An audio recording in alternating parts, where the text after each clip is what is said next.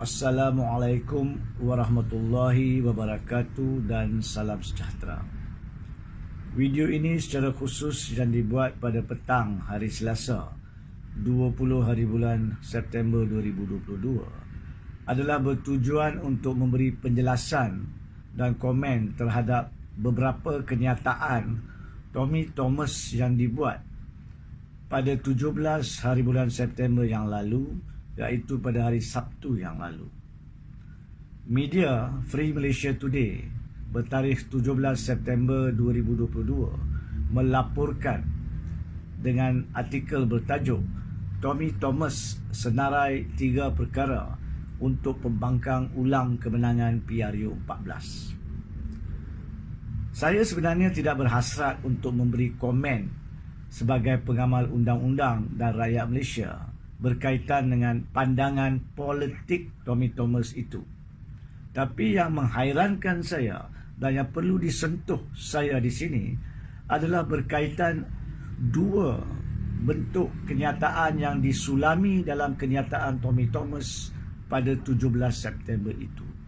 Yang pertamanya, Tommy Thomas telah mengatakan kononnya, seperti yang dipetik oleh Free Malaysia Today dalam artikel tersebut, bahawa kononnya Tun Dr. Mahathir telah pun meletak jawatan pada 24 Februari 2020 atas dasar kerajaan itu bukan cukup Melayu.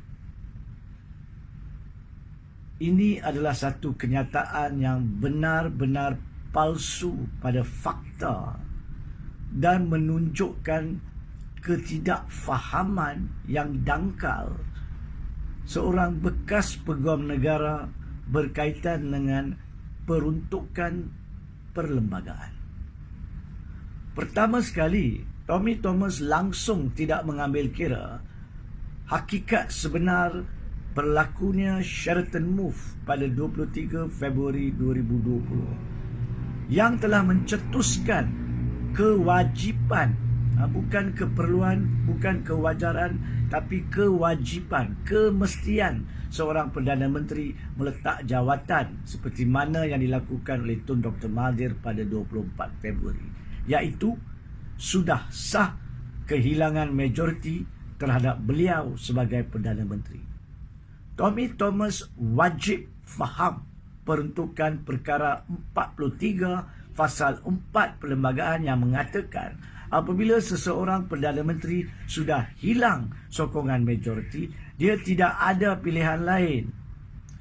Dia tidak boleh mementingkan isu politik mengatasi perlembagaan. Dia wajib menghadap tuanku untuk meletakkan jawatan yang mana dilakukan oleh Tun pada 24 Februari selepas beberapa ahli bersatu dan yang lain telah keluar daripada Kerajaan Pakatan Harapan, menjadikan pada masa itu 23 hingga 24 Februari tidak ada cukup sokongan majoriti 112 di tangan Tun. Fakta ini sudah banyak kali dinyatakan dengan jelas oleh pelbagai pihak. Tommy Thomas tidak boleh seleweng fakta. Dia merupakan bekas peguam negara dan pada masa itu Tommy Thomas adalah peguam negara Malaysia. Mana-mana profesional, terutamanya daripada bidang guaman yang pernah pula memegang jawatan peguam negara, tidak boleh menyeleweng fakta. Pendapat, tafsiran dan takrifan mana-mana peruntukan undang jika tidak jelas mungkin boleh berbeza, tetapi fakta tidak boleh berbeza, tidak boleh seleweng. Ianya adalah berpandukan kepada rentetan peristiwa.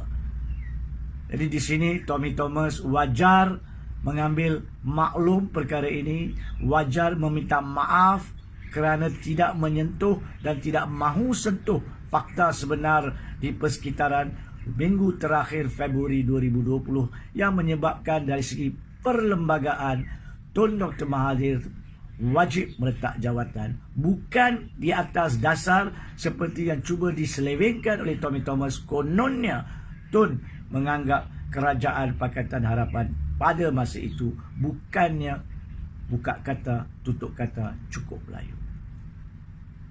Saya tidak berhasrat untuk memberi komen isu politik, apatah lagi isu politik berbentuk perkauman yang dibangkitkan oleh Tommy Thomas seperti yang dilaporkan. Namun isu kedua di sini, cara dan gaya Tommy Thomas memberi dan menyampaikan pendapat politik yang berpaut kepada konsep rasis ini jelas menunjukkan bahawa Tommy Thomas semasa beliau memegang jawatan sebagai Peguam Negara pada 4 hari bulan Jun 2018 sehinggalah pada 26 hari bulan Februari 2020 apabila dia meletakkan jawatan sebagai Peguam Negara, mengambil kira fahaman dan karakter fikiran beliau yang berbentuk rasis semasa mengamalkan tanggungjawab sebagai Peguam Negara.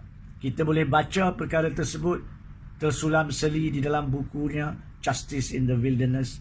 Kita boleh tengok bagaimana beliau mengharapkan dan berpandukan kepada pendapat peguam swasta yang bukan Melayu, dan beliau meninggalkan, mengenepikan peguam-peguam kanan di dalam pejabat Peguam Negara yang mempunyai pengalaman lebih, puratannya adalah 10 tahun, jumlahnya 12,000 tahun pengalaman, mengambil kira 1,200 penjawat awam ataupun peguam-peguam di pejabat Peguam Negara.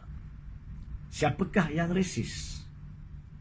Siapakah yang mengambil kira fahaman resis kalau bukannya cara dan gaya Peguam Negara Tommy Thomas mengamalkan tanggungjawab perlembagaannya pada ketika itu?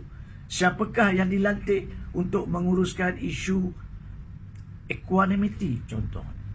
Adakah ianya bukan berpandukan kepada fahaman resis? Siapakah yang mengambil pendapat luar, bukan pendapat peguam dalaman berkaitan Sulu sehingga masih mencetuskan permasalahan kini? Adakah ianya bukan kawan-kawan rapat yang bukan Melayu?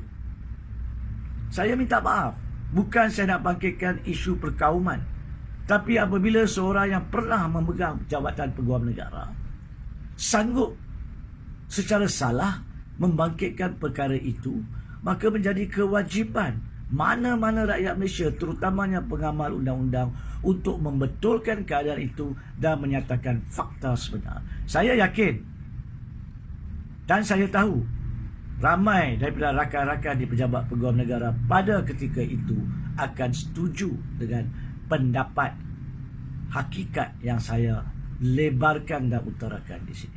Saya serahkan kepada Tommy Thomas untuk menyatakan yang sebenar dan meminta maaf tentang fahaman beliau, kononnya, fahaman kolot beliau, kononnya mana-mana sistem urus tadbir yang berpusatkan kepada konsep Melayu maupun Islam adalah gagal.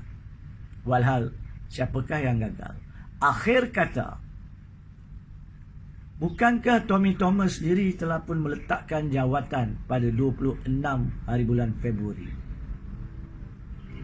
28 hari bulan Februari 2020. Sedangkan pada masa itu beliau dilantik oleh Agong. Bukankah pada masa itu Kebawah Duli yang di-Pertuan Agong mempunyai tanggungjawab berat di bahu baginda tuanku untuk menyelesaikan isu urus tadbir negara dengan kewajipan Tun meletakkan jawatan? Kenapakah Tommy Thomas melarikan diri? Kenapakah Tommy Thomas tidak melaksanakan tanggungjawab sebagai penasihat tertinggi undang-undang kepada Kebawah Duli yang di-Pertuan Agong? Jangan kita lupa, pada masa itu 25 dan 26 hari bulan Februari 2020, baginda tuanku telah menemu ramah ahli-ahli parlimen.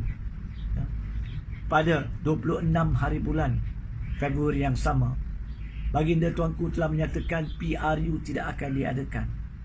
Pada 27 hari bulan Februari, baginda tuanku terpaksa berjumpa dan mengadakan mesyuarat khas dengan Majlis Raja-Raja untuk mengambil pandangan dan pendapat baginda-baginda tuanku sebelum membuat keputusan. Pada petang yang sama, baginda tuanku membuat pengumuman sesiapa yang mempunyai sokongan majoriti untuk menampilkan nama dengan bukti di Istana Negara sebelum jam 5 petang hari Jumaat pada 28 hari bulan Februari.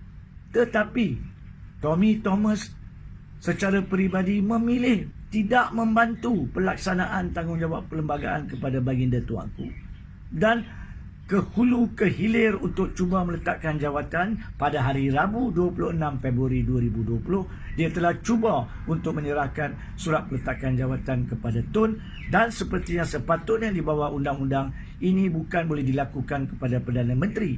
Ini adalah lantikan agung, maka dia pula dinasihati oleh Perdana Menteri pada ketika itu untuk berurusan dengan istana berkaitan peletakan jawatan. Jadi, siapa yang sebenarnya rasis, siapa yang sebenarnya tidak profesional, apatah lagi dalam jawatan tertinggi perundangan yang wajib berprofesional. Tommy Thomas wajib minta maaf, Tommy Thomas wajib menjelaskan keadaan sebenarnya.